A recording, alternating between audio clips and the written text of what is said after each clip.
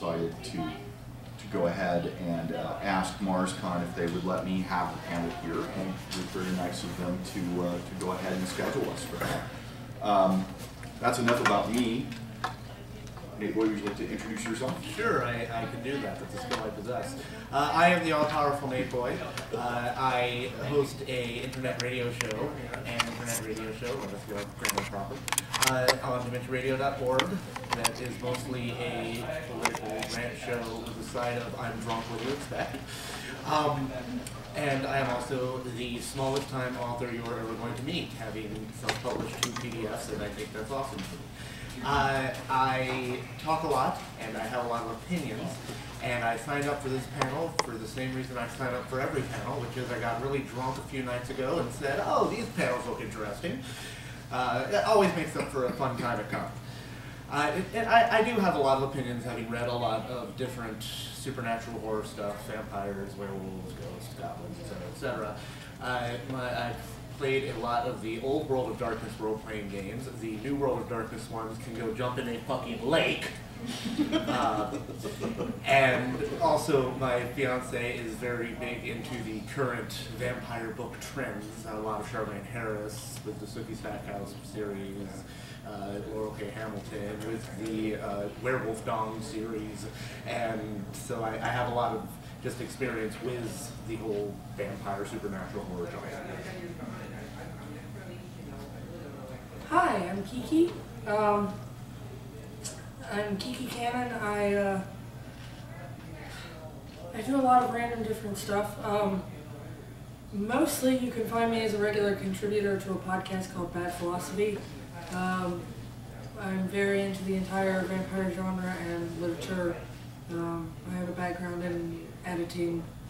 And so, yeah, like Nate Boy, I'm very opinionated as well, but probably with different opinions. So it's okay. We can all be wrong sometimes.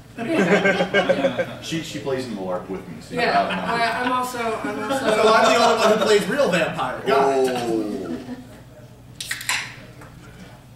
This awesome prop was donated, by the way. I just wanted to show this because I thought it was absolutely stellar. This is going to go up on my wall at work. So, and we are supposed to have a 4th panelist who will hopefully be joining us shortly. She had to drop her child off, apparently. Oh, well, that's a fair problem. Yeah, exactly. And this is meant to be interactive, so if at any point anybody has a question, feel free to just, shout at one of us or whatever. You'll have to shut me up. It's true. It's absolutely true.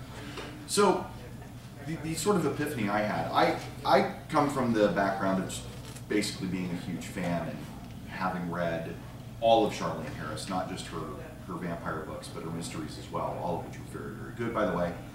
I've read everything Anne Rice has ever written. I'm sorry. I'm not. I loved it. And some of her books are very good, and some of her books are very strange. Violin was a struggle, I'll grant you that one. Yeah. Finished it more just as a completionist than anything else. I mean, everybody has a bad book, I suppose. Yes. I'd be grateful to get to the point in my career where I could say I had a bad book. Yes. I understand that feeling. But what was really striking to me about the whole Stephenie Meyer thing, I couldn't finish the first book. I couldn't finish the first book because it was so utterly terribly written. I just, a person I follow named Stony321 on LJ, Live Journal, said it best when she said that she judges works of literature by the how well could I have written this scale. And when she looks at authors like Anne Rice, for example, or even Charlene Harris, she says, here's someone who has an interesting variety of characters. Here is somebody who writes interesting interweaving plots that all manage to either resolve or leave interesting dangling hooks for future books. But the Twilight books, for whatever reason, she felt she could have written piss drunk, pecking at a typewriter with her nose and her hands handcuffed behind her back. And having gotten about 80% of the way through the first book, I had to completely agree with her on that. And so that was the impetus for me at Penguicon. I was like, oh yes, this stuff is terrible. I couldn't even finish it. God, it was so bad. But interestingly enough, do you know who reads these books? Teenage girls. Teenage girls, and even their mothers. And their Teenage moms. girls and their mothers. And people who are even slightly younger than that. And I had to stop for a minute and think, you know, all right, so my gateway book when I was 9 years old was a book set in a prison camp in World War II by James Flavel called King Rat. The book was absolutely fascinating. It took me almost 3 months to read it. It's like 500 pages long, which for a 9-year-old is a lot. But it was amazing and fascinating. And as soon as I could, I picked up all of his other work. And I read Shogun, and Noble House, and Taipan, and I even read Whirlwind. And so I kind of have to agree, as much as I really don't want to in some respects, that anything that gets young kids to read is not a bad thing.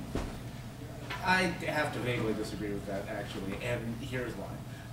Yes, anything that gets kids to read is not a bad thing necessarily, but I still don't want my 11-year-old reading a porn story.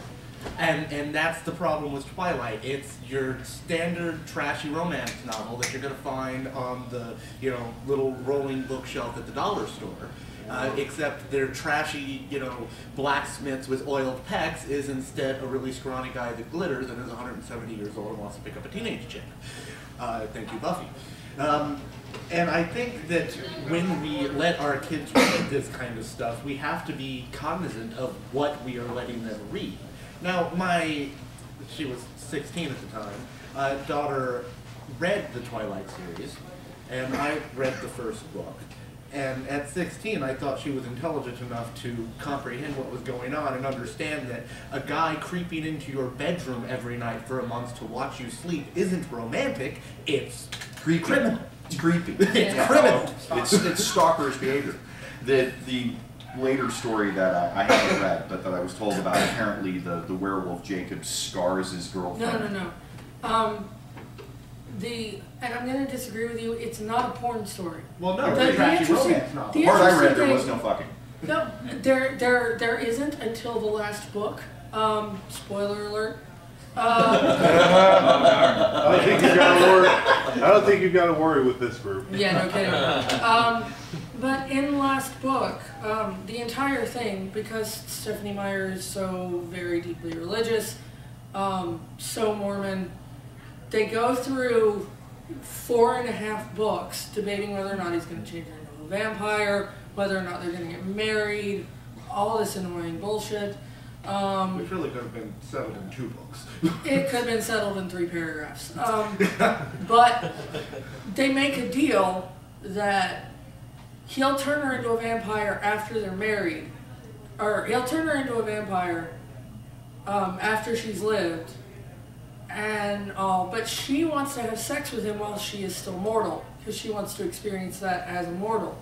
The only problem is that, the creepy stalker 150-year-old virgin vampire refuses to have sex with her until they are properly married and everything.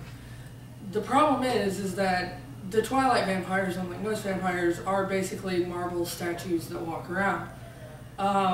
So they have sex for the first time, and he breaks a couple of her ribs. There's a lot of contusions. Like, it's a really graphic and horrible thing that is passed off as this, like, oh, I'm sorry I hurt you, darling, but did you enjoy it? And that's kind of the theme of the books, is that her choice, they're like, oh, her choice is between a vampire and a werewolf. No, her choice is between a stalker and a potential wife beater. Jacob says the reason he doesn't really want to be with her or the reason that he's worried about being with her, even though he wants her, is because his pack leader, whose name I forget, his girlfriend, one time he got just that much angry at her and lost his control for a split second and ended up permanently scarring her face with his claws because of some random argument they had. but it's presented in the books as the greatest expression of love, that his girlfriend did not leave him, that she understood the beast within him and did not, I'm getting horrified looks from some of y'all.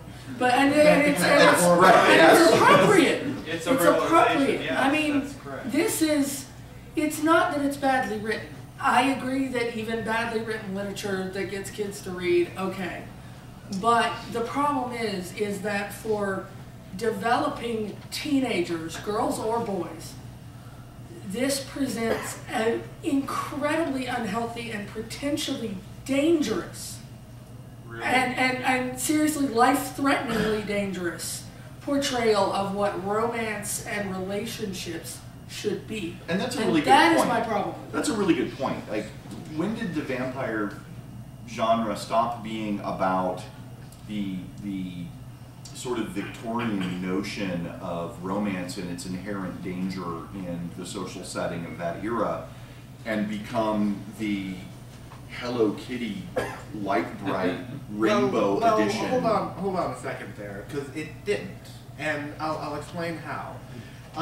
If we look at the actual culture of the Victorian era, and remember that originally vampires were an expression of this repressed sexuality that they had, and then we hop forward to Mr. I Sparkle in the Sunlight. You have the exact same themes where, your sexuality is dangerous, your lust for another person should be painful, it should hurt you, it should cause you problems. So I actually don't think those themes have changed much at all. I think how we represent those themes shows that we've, for all our progress, we're still really fucked in the head when it comes to sex and sexuality. Because now we stopped being subtle about it with Bram Stoker's Dracula, and started being blatant about it with, oh, I broke 3 of your ribs while fucking you. How do you like that? How much of that do you think, though, might be cultural? Is anybody familiar with the story of Johnny Lingo? Raise your hand if you've heard that before. Congratulations, no one recognizes your reference. Awesome. Johnny Lingo is an important story, important enough that the Mormons have made a movie of it twice, about islanders in the South Pacific who essentially trade livestock for their mates.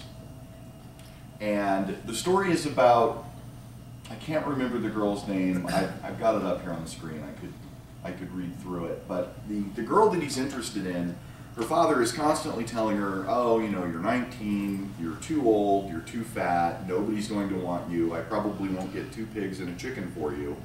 And Johnny Lingo shows up and makes this astonishing offer of 8 cows for his bride. Oh, yes. Yes, so all right, so one person at least. It wasn't I know the story. I completely, didn't know the name, but I know the story. Yeah. so it wasn't completely out of the blue. Man, now I can't give him crap for that. I'm sure his heart bleeds. You have a lot of nerve giving anybody crap with that porn mustache anyway. I do. Nerve is my middle name. And this to me, the fact that this is actually not just celebrated, but inflicted upon their young people, I don't know any other way to put it, on a continuous basis. The film was first made in the 50s or 60s. It's recently been remade just in the last decade or so for consumption by Mormon teenagers. I think speaks a lot to the mentality of the author. And she is a very devout Mormon. And so how much of the things that are really skeeving the rest of us out are a glimpse into their culture? Well, I'm going to say that, okay, it is in the Mormon culture, you are not, and this is presented in the books, you are not fully a woman of God unless you are married to a man who is your priesthood holder and therefore controls your entry into the afterlife and your relationship with God. Women are not allowed to have personal relationships with God. They're allowed to have a proxy relationship with the Heavenly Father through their priesthood holder. Wow. So it's Yeah, a very... Catholic women aren't allowed to be priests. It's slightly different. Catholic women That's very different. are I mean, allowed to have, they can be nuns and have a personal relationship Yeah, that's with true. God. in the Mormon culture, your personal relationship with God as a woman is determined by your father, a brother taking care of you perhaps, some other family member, or if you're a good Mormon, your husband. And the point is that you need to get married young because you need to have as many children as you can to extend your eternal family. They do not say for death, till death do us part in their thing. It's for all time and eternity. You are, even if you get divorced, if you are sealed in the Mormon religion, you are still supposedly that guy's wife in heaven. Even if he dies and you remarry or whatever, you can ask for unsealings, but for the most part, the first person you marry is the person you're supposed to be with for all of eternity. The other thing is you're supposed to spit out lots of babies.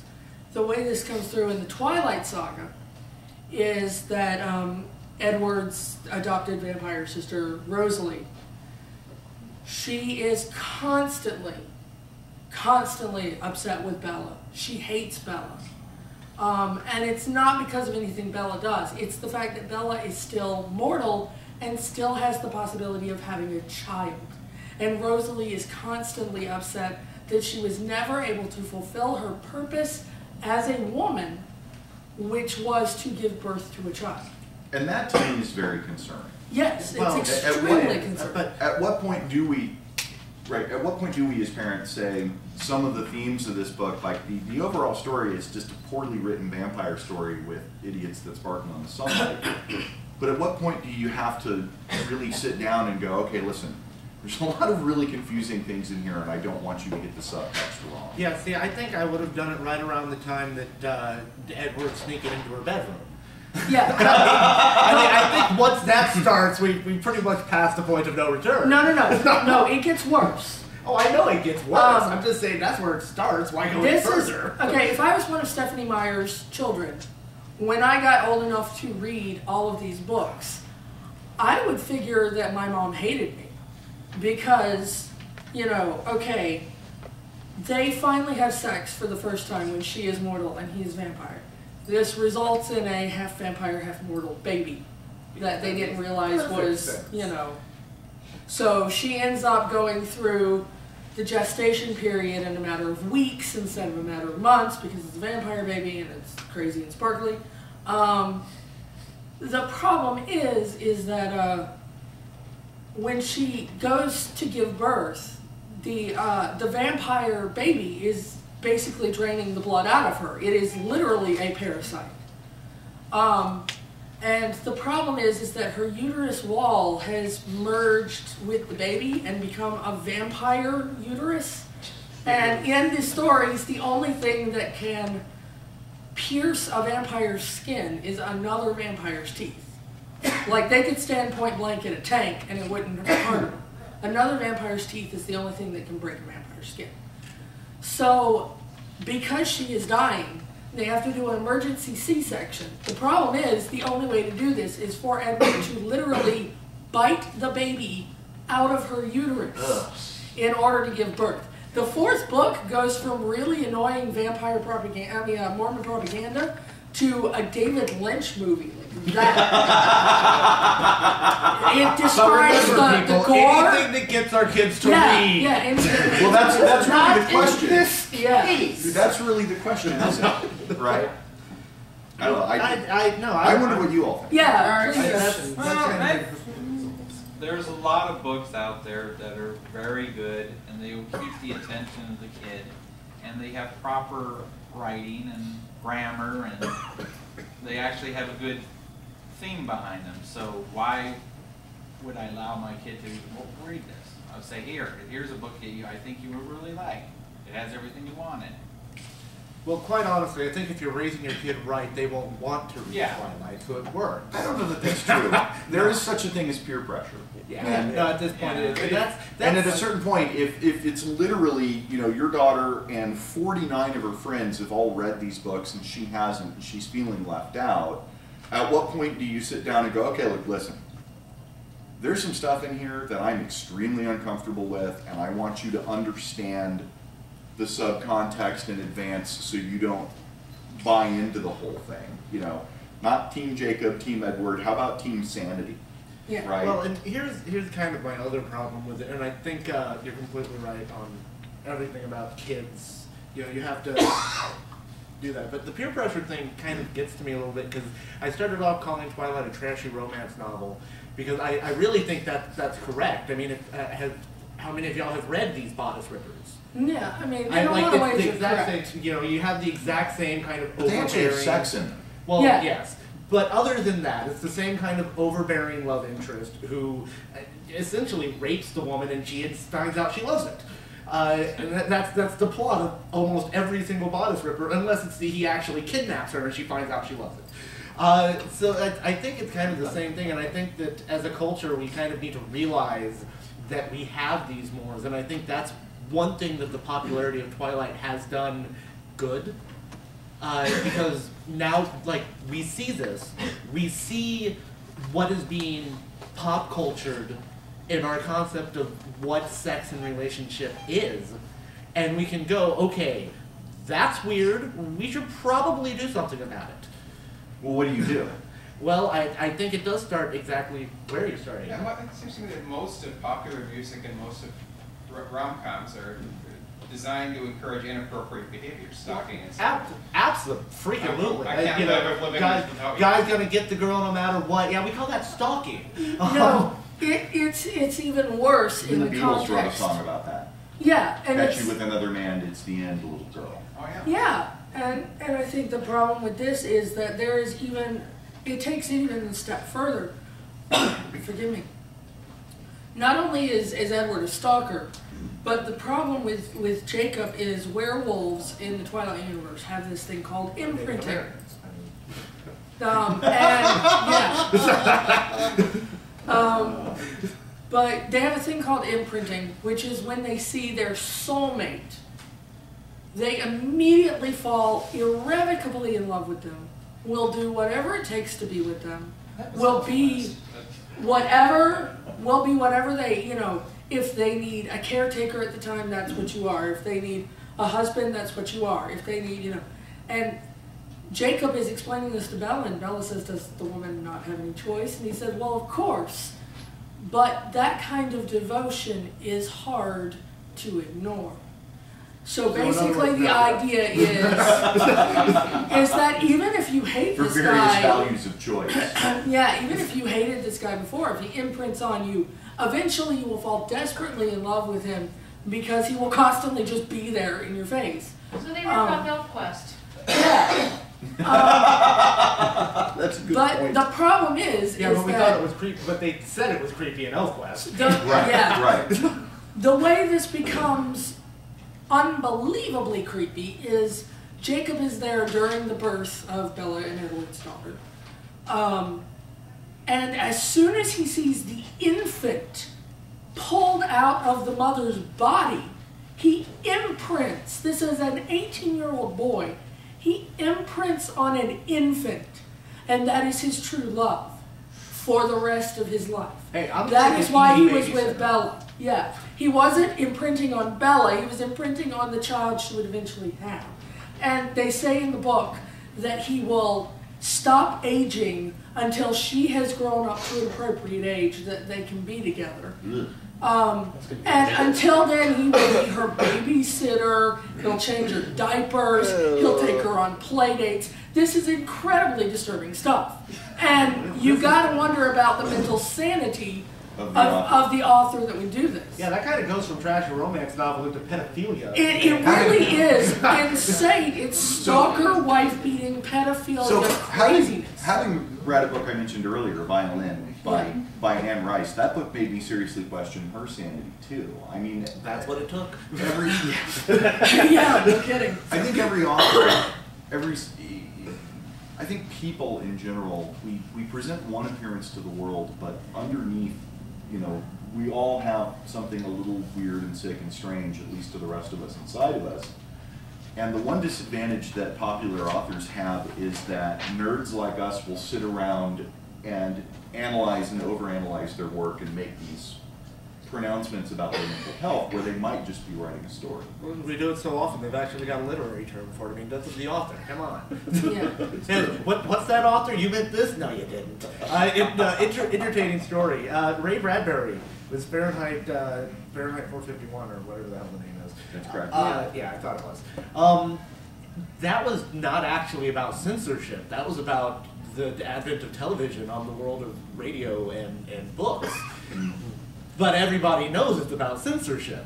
To the point where one time he was at a college giving a talk, and somebody, started talking about it as a book about censorship. He was like, no, that's not what it was about.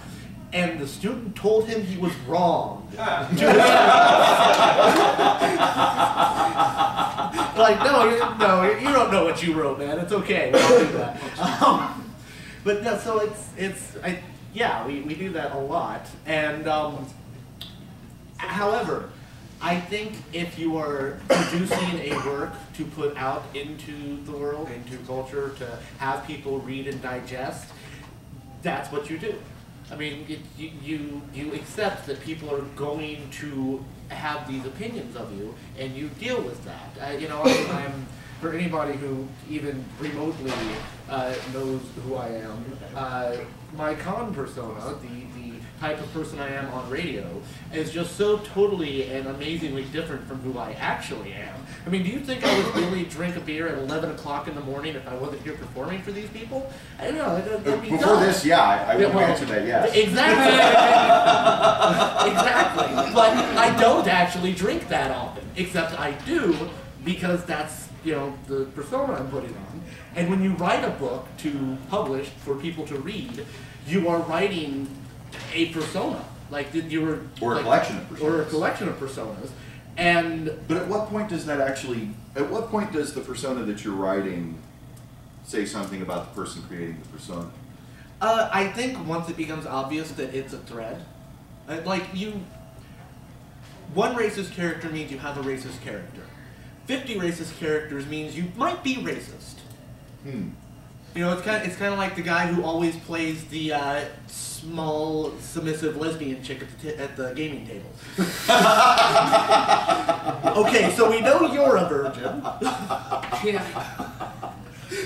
So how would you say that plays out in terms of people like, for example, Samuel Clemens, who slavery and racism was just a realistic, he has at least 50 racist characters. Do you think, therefore, automatically, without judging it in context of the time in which it was written?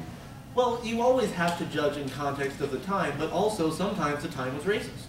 I mean, if you lived in the South during the 1800s, you hated black people. Even if you weren't consciously, actively trying to hunt down black people and oppress them personally, they were second-class citizens. That's just how it was. And interesting that you bring up Samuel Clemens. I presume it's because of the whole censoring or nigger. I thought D.L. Hughley said it best on Real Time with Bill Maher when he pointed out that replacing the word nigger with the word slave really wasn't any better. No, it's immediately presuming that all slavery happened to black people and that black people are naturally slaves. That's true as well. His only comment was, being called a nigger is fine. That means I can go home. Being called a slave means I have to go with you all. Right. Somebody else wants to replace it with the word robot. Robot. There's a Kickstarter. That is such an awesome idea. Robot Huck Finn. I think we need a searchable PDF of that book where you can input the word you want to make like a Mad Libs! Mark Twain Mad Libs, I'd buy that. Just as an aside, I do want to say, it's in the public domain. I could put this out in an hour. Yeah. For the censoring of the word nigger in Huck Finn, I actually have some sympathy for the guy who wanted to do that. Dude's a Twain scholar. He realized that schools left, right, and center are just knocking Huck Finn out of the curriculum just because parents will complain about it. Yeah. So on the one hand, right, we've observed something that's clearly concerning where, wow, these books are nuts and they present themes that are marketed to children that we consider inappropriate. But on the other hand, there's this general trend of like, oh my God, Why are people censoring Twain? Why is Huck Finn not in school curriculums? Does anybody see there's kind of a dichotomy there? Okay, On the one hand, I'll tell you why. Because going back to how do you judge an author by their characters? I think that's part of it. The other part, and the major part, is to look at what they said as themselves, to look at interviews, to look at, whatever that was. Stephanie Meyer, in her interviews, spouts the same kind of crazy rhetoric. Mark Twain, in interviews and letters to other people, was pointing out how his work was showing the rampant racism at the time and was supposed to shock you that a tiny child would consider this incredibly offensive term a normal thing to call. That was just part of his name. I mean, Nigger Jim was just his name to Huck. Huck never thought about the fact that this could be, that this could be a horrible and hurtful thing. And that is the arc of the book. It is teaching a lesson. There is no lesson in Twilight except for the fact that you are supposed to find your soulmate, stick with one person forever, no matter how badly they abuse you. If you are a woman, your only way to be a complete woman is to spit out children. These are themes that have no resolution. In Huck learns about the racism, and it is a teaching tool as opposed to propaganda. Oh, I will say the most badass moment in literature perhaps ever was Huck Finn going, "Then I'll go to hell." Yes, that is the point of the entire book, and I think that is the vast difference between those two things. I don't even think it's comparable. Although, here's the other thing, I think, about that, and I think it kind of also shows why Huck Finn lasts, but Twilight is really popular right now. Because Twilight's not going to last. I mean, it's God, we can Huck hope. Finn. Yeah. It's For a the tough sake fest. of I mean, is anybody else flashing back to that scene in, I can't remember which Star Trek movie it was like the third or the fourth one, where Spock and Kirk are talking about Jackie Collins and Tom Robbins and referring back to the late 20th century as them representing the classics of the period. Yeah. Yikes. Well, and it will be. Yes. It will be a classic of the period, but it'll be a classic of the period the same way whoever it was that first sang "I Will Survive" is a classic of the period. And nobody actually knows who originally sang that song. Gloria. Okay, you don't count, you're old. I am younger than you, and I knew Gloria Gaynor. Anyway, my point is, it's popular now. It doesn't have a lot of lasting power. We will remember in 20 years that the book was written. We won't really remember who, we won't really remember why. But I think the difference is because Huck Finn makes you think. And Twilight is written very specifically for people who want dumb entertainment. And I don't really mean But that. isn't there better dumb? I mean, like, if I want something that's not terribly meaningful, I'm probably going to piss somebody in the room off. I'm going to shove the Harry Potter books at my kids. Well, yes. However, Because at least, and correct me if I'm wrong, and I'm sure both of you will, because you love to do that anyway. Right? There's nothing like overtly, really kind of sick and evil and twisted in the same way that the whole, women are property meant to spit children out sort of way. No, They're not all anything terribly like well that. written either. Yeah, no, I agree with you Particularly the last completely. couple of books. But also, I want to point out that you are an older man who grew up in America, and you are not, in fact, a young teenage girl or an older woman who has certainly been can't claim told that, that your no. sexuality is wrong and you shouldn't have it, while being told you're also supposed to be an object for men's lust. So do you feel then that means that having observed that I can't comment on it? You can certainly comment on it, but it's kind of like a guy comment, and please let's not get off into this too far, but this is a great analogy example thing. You can comment on it in the same way you can comment on abortion.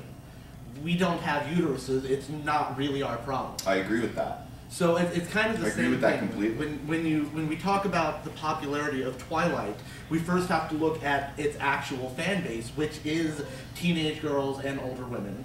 And I think in large part it's because it showcases our culture's really just fucked up concepts of what sex and sexuality is, what a woman's place is.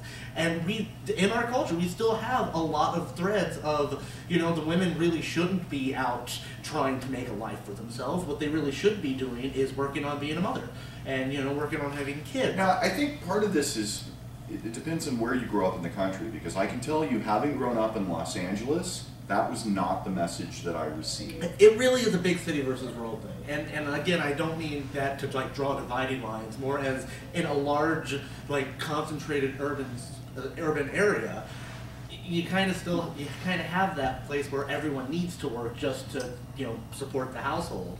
Whereas I grew up in small town Texas, where that wasn't the case. You know, you would get out of high school, you would maybe go 2 years at the local junior college, and then you just get a job nearby. And that job would usually be good enough because you're out in a rural area, you could afford to support a life off of one income still. So I like, having grown up in LA, like that's the perfect punctuation part. You grew up in a urban area. So it does wane as you get into urban areas. But I mean, also sort of the underlying attitude is extremely different. There was no point in my childhood where it was just assumed that girls were going to grow up to marry whoever would provide them the most stability or the best life. That as a concept was completely foreign to me until, of all things, I joined the Navy in 1990. Coincidentally, I joined the Navy the day before Iraq invaded Kuwait. Yay, timing! Oh, Yeah, that was a good one. And that was actually where I first encountered two, to me, very frightening trends in our society. Number one, sexism, and number two, racism. It simply was not a reality for me growing up at all. See, it was oh yeah, there's movies about that, but you never... I grew up with the understanding that if I didn't provide the kind of life where my wife could just stay home and mind the home, then I was a failure as a man. Like, and that was never said to me, but that was the cultural understanding that I grew up with. That was the man's job, which just gets into this whole other side of the coin of patriarchy. Doesn't just oppress women, it oppresses men too. But it still exists and it's still very strong in our culture. Do you think that that sort of informs... say something. Let's let her. She actually has the uterus here. And to be fair, there were supposed to be 2 uteruses on the panel. No, go ahead, because I have one thing that I think is kind of the important message that we should take away from this, is that if you are a parent or you know parents who are considering letting their children read the Twilight series, or who have, make sure you or you know, you get them to educate themselves fully on what these books are telling children. And I mean, I think that is your job as a parent, to make sure you know what the books your children are reading are telling them. And with the internet, this is easier than ever. You don't have to read the books your children are reading anymore. If you want to know completely, and I've never read a single page. Though you should. Yes, though you should. I'm not saying you should. But what I'm saying is I have an extensive knowledge of Twilight. I have yet to read one page of any of the Twilight books. The reason I have such an extensive knowledge is because I went and did research on the internet. And it's very easy and also very fun, because there are people who review these books that do them in a complete and humorous way while also giving you all of the subtext that you should be worried about. Wait, you mean I lost sanity reading the first Twilight book when I didn't have to? Yeah, and I'll tell you how you can escape that. There are 2 places on the internet. One is a live journal user named Cleo Linda, Cleolinda. She is the creator of a movement called the LOL fans, which are people like me who kind of hang around on the fringes of Twilight fandom and make fun of the people who take this prep seriously. She has an extensive recap of every book. She read all 4 books. She gives you a chapter by chapter breakdown of what is in there and why you should be concerned, but she does it in a very funny way. The other one, and this only goes for the first book so far, I'm hoping he will continue the series. On YouTube, search for Alex Reads Twilight. A guy in England named Alex Day read the first Twilight book on camera. It's all cut down to 10-minute segments, so it's very easy to watch. But he reads each chapter on camera, and you get his comments as he's going through it. He talks about the bad grammar, the incredibly insane words that she just makes up that aren't in the dictionary. You know, how it's ridiculous and how it's Shakespeare disturbing. did it. Yeah, personally, I have no moral high ground to judge for making up words, though I will say when I do it, I'm usually very drunk. Well, no, it's more in the way Sarah Palin makes up words. There are perfectly good words that you know that's what she intended, but she didn't actually stop and look it up to make sure she was using the right word. So she ends up creating a new word that she thinks is the correct English word.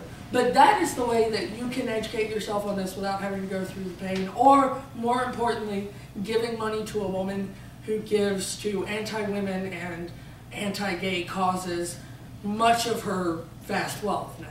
To bring this back around, because I want to stay away from politics. Of course. To bring this back around to vampires as a genre and to writing in general, do you think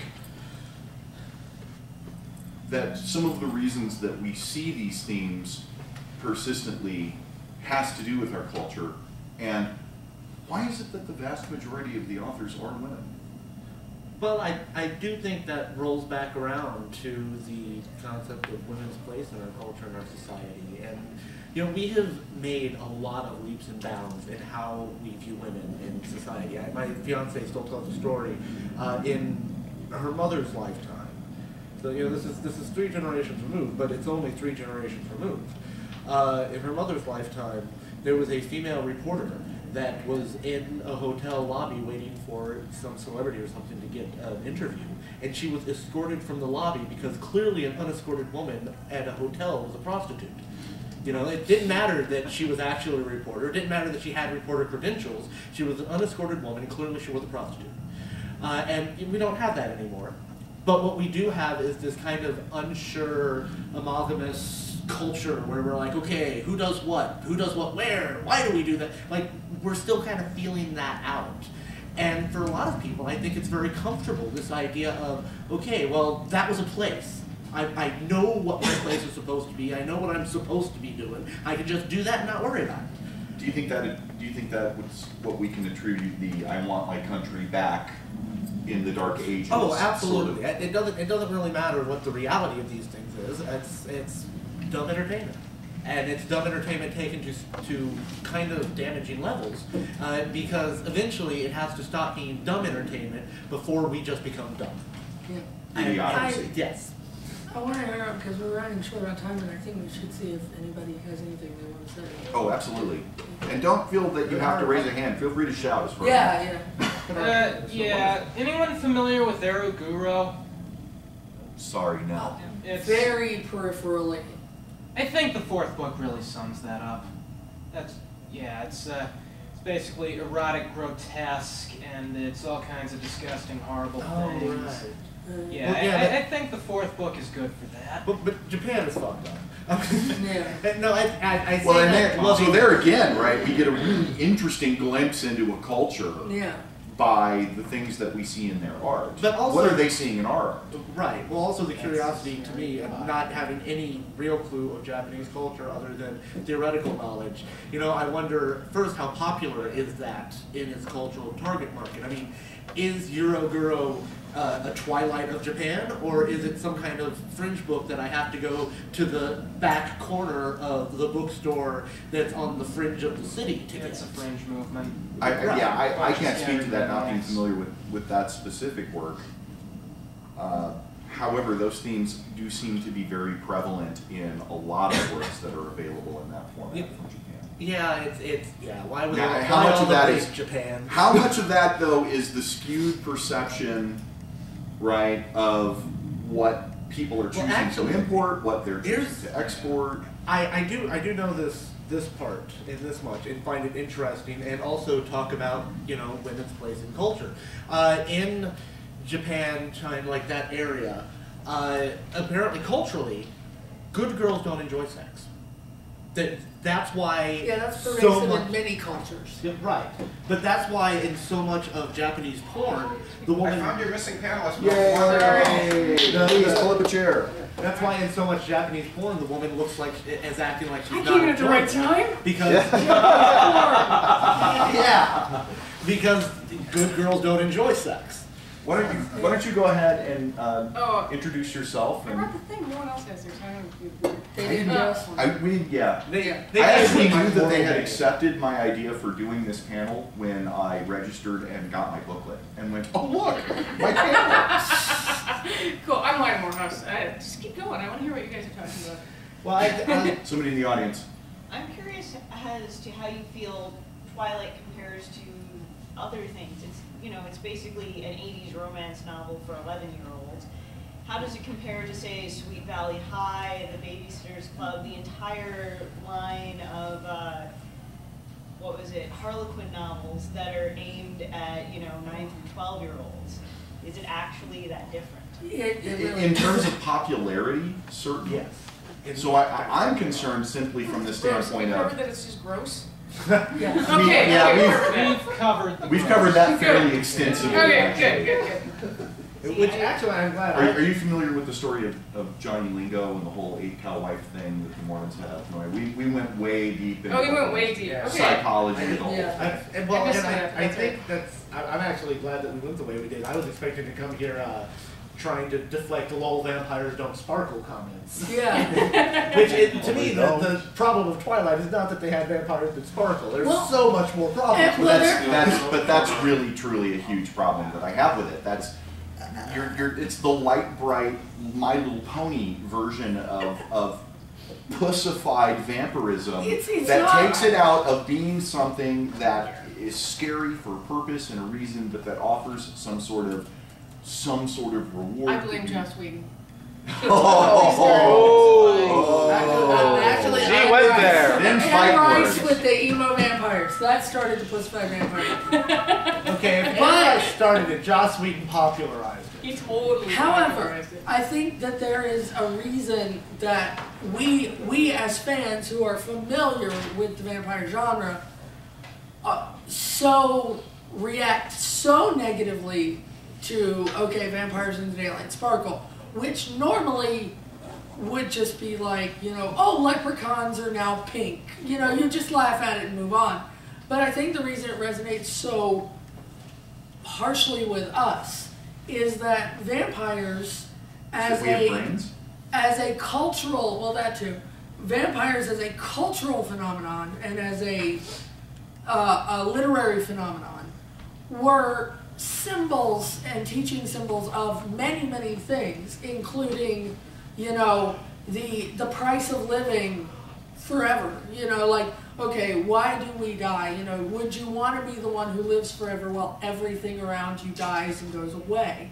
And have to start over and over and over again and watch everyone you love die. It's the same thing that you find in Doctor Who, Highlander, things within immortal characters. That's one aspect of it.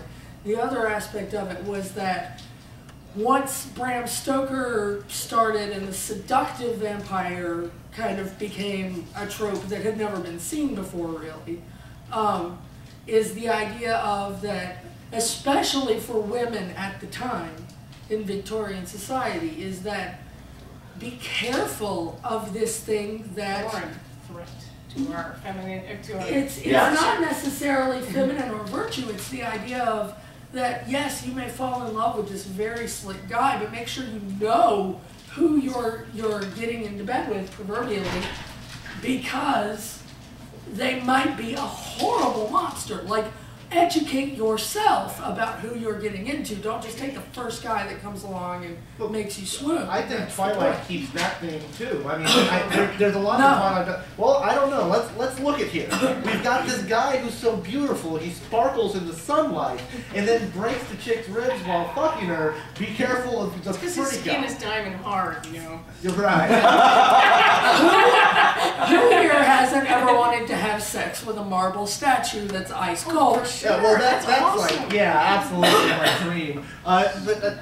However, while I believe all that may be true, I do think a lot of the reaction to Vampires That Sparkle is little more than lol sparkles. Yeah. And that kind of bugs me, because that just shows that we as fans don't want things to be a little different sometimes. So I get then that, you know, there are people who are critical of it simply because it's different and that's wrong, but haven't we pretty clearly illustrated over the last 50 minutes that there are some seriously there are some disturbing, seriously fucked up just things. fucked up things about Twilight. There's no denying that. But when the first thing someone goes to is lol sparkles, then probably they're not thinking about that. Yeah, they just peripherally know, like, oh, ha, lol, vampires. You know? Right, and I think, and you got the same thing with Harry Potter, which again is banal more than anything. But you know, you have the same thing with any fandom. You have the people who are making fun of it. So just because interestingly, not that I ever thought I would find myself in a position of defending Harry Potter. But, so interestingly though, So interestingly though, at least in Harry Potter, there are some deeper themes that are dealt with in a way that is far more Nazis. mature and relevant. Nazis, but I was actually thinking of the Muggles being the second-class citizens. Yeah. We touched very briefly on Finn and Tom Sawyer earlier. They're the niggers. Yeah. They're the Jews. They're the ones who are less than, and we keep everything hidden from them, and we don't let them know. Yeah. And even worse, like, what do they call filch, a squib or yes, or whatever. even You know, worse. that's even worse. I mean, at Right. that point, the best you can hope for is to be the crazy janitor.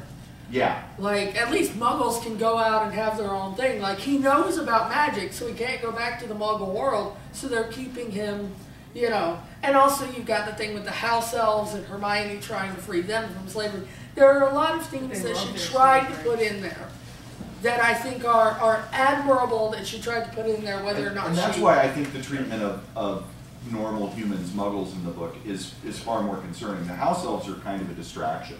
Yeah. But the fact that Voldemort and crew go after, you know, their job basically, without stating it outright, is they're going to eradicate humanity and take the planet over for the magical. Yeah, but on the other Wait, I lost the connection with Twilight. What was the connection to Twilight? So the connection to Twilight is at least in the Harry Potter books. Oh, there's a deeper thing. Okay. These deeper themes were dealt with in a way that was a little bit more, I hate to say right thinking, but in my mind they dealt with it, the topic was dealt with more appropriately. Yeah, no, Harry Potter doesn't have any rib-breaking sex. It was dealt with more appropriately.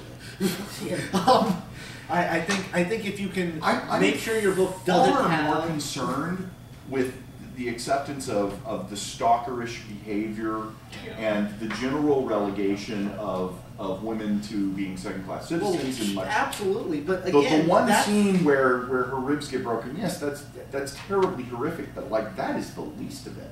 Yeah. I wouldn't say the least, but I get what you're saying. 5 pounds. I Thank think, you. okay, well then I'll make this my final thought. I think that you have a point about Harry Potter being more appropriately dealing with these things, and I agree that there's just this horrific theme of stalkerish, of, you know, woman, know your fucking place, in throughout the entire book. That So just that's makes why- my skin crawl. Absolutely, That makes and my as skin well it should. But also, I think that these themes have always been in things that we portray as romance. I mean, look at and not to this degree. So have we not certainly. reached the point? So then I Did you suppose say we. romance? Did I come in and just No, time? no. Okay, good. So of course vampires in general. Anyway. But have we not reached the point of, as a society where we have been able to sort of soundly sort of reject that notion? Well, we've gotten better, I think, but we haven't gotten to the point where we can just soundly reject it. And you know, you didn't want to get into politics, so I'll just briefly brush on this, but the current issues with, you know, the war on women that keep getting passed, trying to pass in laws these past, you know, year, is a showcase. I'm gonna let Kiki handle that one. Yeah, we can mostly, but I think I'm gonna let Kiki handle that one since the current senator is from her home state. Yeah, no, my final thought is what I wanted to say is, you know, if you have kids that, you know, want to get into vampires and stuff, there are a lot of age-appropriate books that are possibly not the best written books and are very mindless entertainment, but do not present horrible role models as this does. There are the Vampire Diaries books, which are not incredibly well written, mostly mindless entertainment, but more appropriate for younger girls. There's also the Vampire Academy series. If they're older and you don't mind them reading about graphic sex, there are the Sookie Stackhouse novels, Yes. which are well written and, you know, more appropriately themed. So, you know, educate yourself with what's out there. And there's Yes. a young adult book by somebody I know really well named Tate Halloway, who wrote a St. Paul Vampire young adult series. Did you know that I am Tate Halloway? Oh! I am actually Tate Halloway, so you should check those out. That was the book I meant to highly recommend. Yes. There's also the other series, which I cannot remember the author. Yeah, Undead, no, she's Unwed, local Undead. too. It's Mary Janice Davidson. That's her it. name. It's local to the area The as second well. book is called Almost Final Curtain. So there you go. Congratulations. Hey, you came in in time to get my ad in. Okay. This week's key moment.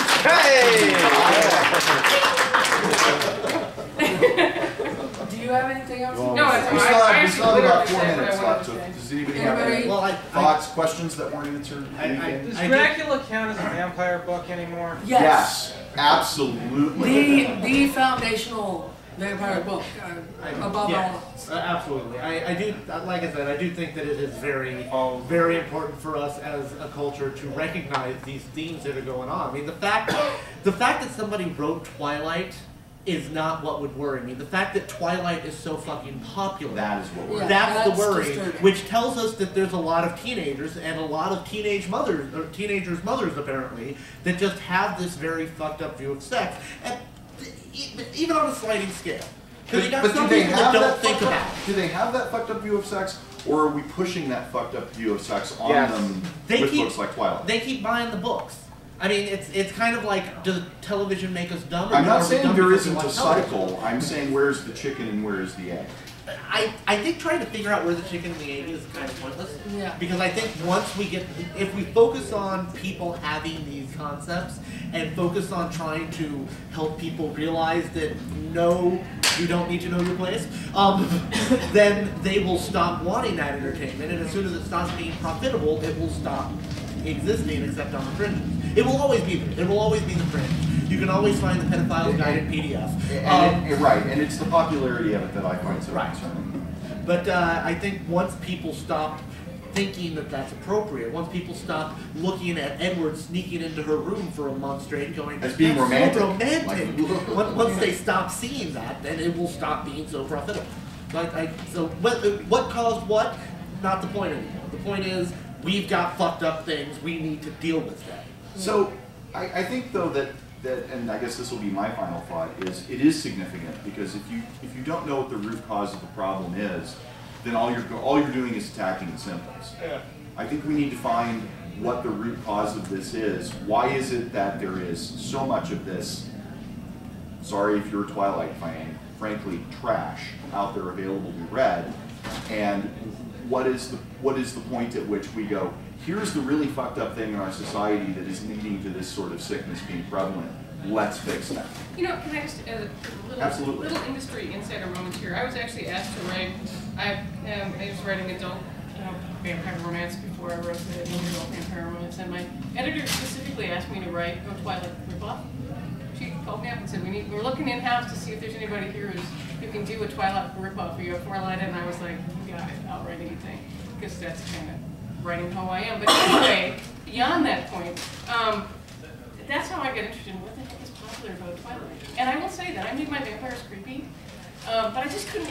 But what I found fascinating is that my editor kept pulling away from some of the things I thought were the things that people liked about Twilight. Like I went ahead and made my vampire way older than my 16-year-old, heroine, and I thought, well, that's supposed to be the romance, right? She's like, don't bring up his age. I'm like, don't bring up his age? I thought that was kind of what they, It's like, what's the point? Aren't the cool vampires the really old ones? I don't know. Ones that know more than you do? Right. So, and then there were some other things that I did. And she's like, well, it's a little creepy. I'm like, Which, huh, okay. I guess I don't, oh, sorry, we're out of time. But. I do want to say that the age thing is a lot more creepy than most people give it credit for. I mean, Yeah. the reason that we have statutory rape laws is because somebody who's 5 years older has so much more world A experience. year older in some cases. Right. Hi, thank you guys. I thank all of you for showing up.